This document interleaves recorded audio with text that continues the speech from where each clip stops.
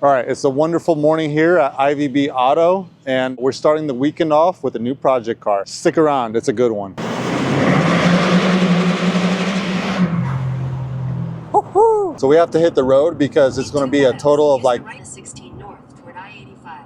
Thank you, Google Maps. As I was saying, we have to hit the road. It's going to be like a 14-hour round trip. We're going from Charlotte, North Carolina to Tennessee near Chattanooga. So it's a 6-hour nonstop one way, and I'm accounting for, loading, unloading. So it's at least going to be 14 hours. It's going to be a long day ahead of us, but I'm so excited. It's always interesting getting a coffee run with the trailer. I am getting some funny looks. All right, so we picked up the car and I'm super excited about it. And you might be like, Ivan, what is it? Is it a sports car? Yes, it is a sports car. Does it have an award-winning engine? Yes, it does. Does it have a turbo? Yes, it does. Is it a manual? Yes, yes it is. Is it a convertible? Yes, it is. More on that later. And does it run and drive? Absolutely not. And that's why we got a pretty sweet deal on it, I think. It is a little bit in rough shape. It's been sitting outside for like a year, but I feel like we can, with a little bit of elbow grease, a little bit of effort, or a lot of bit of effort, can bring it back to life. You might be asking, but Ivan, your Trooper is in a million pieces. Why would you buy a car that isn't running when your only other car is in a million pieces? And that is why I'm telling you, if you want solid financial advice, do not follow me. Now, ladies and gents, it's right there. Isn't it beautiful? A BMW 335i with the N55 motor, convertible, 2011, manual transmission, most important, and it has a sport package. Let me show you. Let me flip you around. I love these M Sport wheels. We're all hooked up and we're ready to go back. And as you can see, it's in pretty good shape. It's got 81,010 miles. So very low mileage for 2011. You may be asking, why is it not running? What's the issue with it? And why I got it for $2,500. And that is because the engine spun a rod bearing. It's got the white interior, which will be nice in the summer because it's not going to be too hot. But that's the 6-speed manual transmission. It's got the M badges. This car is going to be a fun project car. It's windy, but let's hit the road. We got 7 hours back home.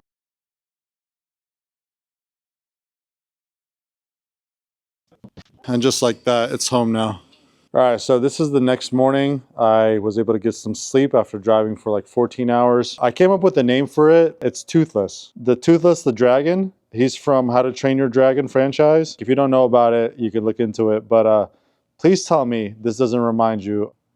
Look at that. There's such a strong resemblance.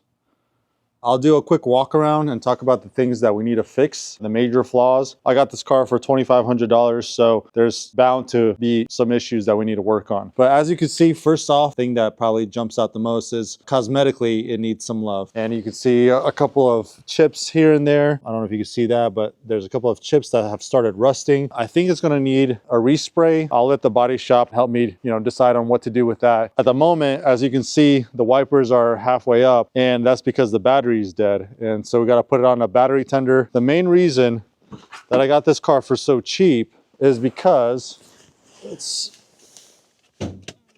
award-winning straight 6 motor that's in here. It spun a rod bearing. The owner heard a knocking noise, and then when he pulled out the oil filter, there was glistening oil in the filter, and parked it and hasn't driven it in over a year. We'll have to pull the motor out, strip it down, and we'll have to figure out whether it's salvageable or we'll have to get a donor used motor and build it. Moving on, another thing that I noticed is, there's a lot of the rubber seals on this car are in pretty rough shape. I'll probably have to replace a lot of them, if not all of them. I don't know if you can see that, but the screen is cracked. That's another thing that I need to take care of. It could use a full detail. The seats are not in bad shape, but they do need to be cleaned, and there's some dirt back there as well. So we definitely have our work cut out. I don't know how new the tires or how old the tires are. A Zenus. I don't know what kind of brand this is, but anyways, I think I'm gonna have to replace them, or at least this one, because this one has a flat. We put air in it yesterday, and as you can see, it's basically riding the rim. The one thing is that I love these rims, and they look like they're in pretty good shape. Hopefully they'll just wash right out. As you can see, the brake rotors, they're pretty rusty, so I'll probably have to replace them as well, and maybe get some better brake pads as well on there, depending on what's on there now. There's a couple of missing covers. The tent needs to be replaced. There was a little bit of a, I guess like a fender bender. This right here was never touched up.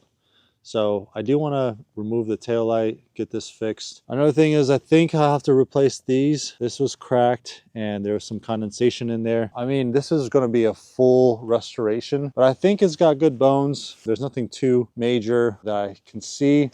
My biggest concern is the convertible. This seal looks pretty good, but as you can see, this seal, part of it's missing right here. Another thing I need to figure out is on these convertible doors, on these coupes, when you open the door, the glass drops like ½ an inch for it not to hit. And at the moment, it's, I guess, stuck open. So I got to figure out what do I need to do to close this. And then like little things like this, I got to replace this. This stuff is like super expensive from what I've seen. So hopefully I can get like a wholesale pricing or figure out maybe I can just replace the clips. There's definitely a lot of stuff that I want to do in order for it to be where I want it to be, like headlight restoration. Since this car has been sitting in the driveway for over a year, the battery is dead. I want to try to revive it if I can. Otherwise, we'll have to buy a new battery. All right, so not only is this a battery tender, but it's supposed to revive a battery if it's completely dead. So I'm gonna test that theory out. This is the front jumping points. There's the positive and that's the negative, and the battery is in the back. So if I can't get this to work, then I'll pull the battery out. All right, that's the ground,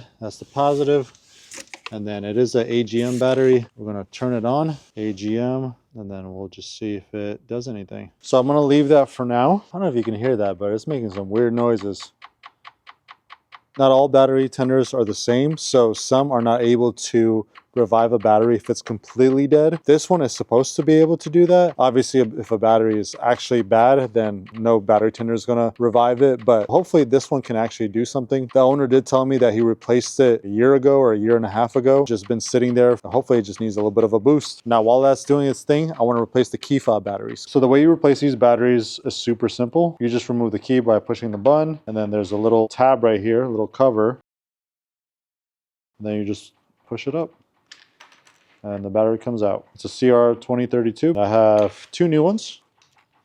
Honestly, the hardest part of this entire key fob battery change is removing it from these little plastic things. And then this just goes back in, just like that. Now we have 1 new key fob battery. Put our key back in, and this key fob is good. I want to do the other one. Now just like that, both of them are good to go. See if it does anything. Nope, battery's still dead. I did get an air compressor just for this car. Yeah, I gotta check the tire pressure. Always exciting when you get new stuff. So this is a oil-free, ultra-quiet, portable air compressor. It does have some weight to it. So moment of truth, it's been sitting on the battery tender all night. It says it's green. Maybe we got something. I don't know. Let's see. Oh, it opened. Oh, it closed. Oh, we have life. Okay. So I was able to use this battery tender to bring the battery back to life. Now I can close this. Yep. If I turn the ignition on, getting all sorts of lights. All right. I want to see if the convertible works. How you open the convertible is you just hold this button down, and maybe not. Oh yeah. In order for the convertible to come down, you need to have this down. Oh yeah, there it goes. Transformer, come on. That is so sick. It's a good sign it works. Ooh, I think we got a good one here. Just look how good those lines are.